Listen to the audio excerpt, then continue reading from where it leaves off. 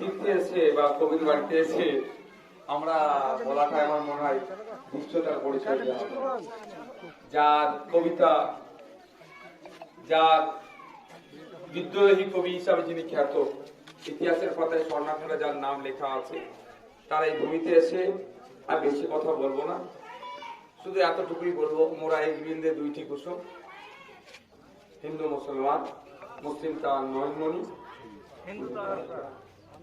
এটা আজকের জন্য খুবই তাৎপর্যপূর্ণ। আজকের দিনে এই কবিতাকে বেশি বেশি আমাদের চর্চা করা দরকার। বিভিন্নভাবে রাজনৈতিক কারবারিরা আমাদের ভিন্ন সম্প্রদায়ের মধ্যে যে ভ্রাতৃত্ব, যে ঐক্য ছিল, সেটাকে বিনষ্ট করার চেষ্টা চালাচ্ছে।